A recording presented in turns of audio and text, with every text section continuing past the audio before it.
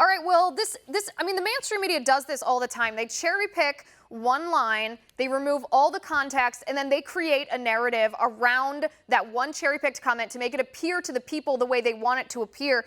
In this case, I think it's especially egregious because Taylor's other testimony, meaning the actual words that surrounded that comment, show us a very different story.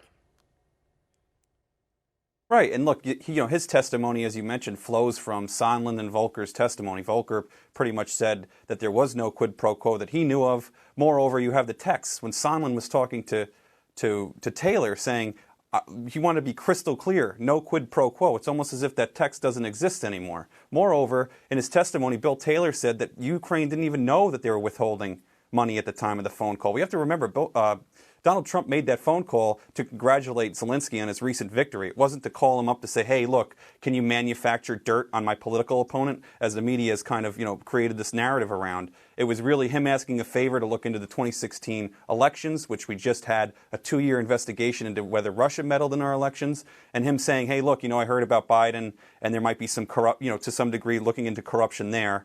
And that's what everyone was flipping out about. That's what the initial quid pro quo was. Then the media, and the Democrats shifted narratives on where the quid pro quo was, confusing it, on purpose with, the quid pro quo of having them look into the 2016 election, which is totally proper, and there's no smoking gun that it was the improper, or what they're calling improper, quid pro quo to look into the Biden investigation in any of the testimony or anywhere else. Right. So I think you hit on an important point here, that the original allegations from the whistleblower were related to the phone call between President Trump and Ukrainian President Zelensky. Well, we saw the transcript. We know there's no quid pro quo in that transcript. And so, as the Democrats always do, they shifted the goalposts. And now they're saying, well, the transcript doesn't tell the full story, but these other Trump administration officials can tell us the full story. So that's why Adam Schiff is holding these hearings, these secret hearings in Congress. He's delaying the release of the transcripts until he can leak these cherry-picked pieces of information.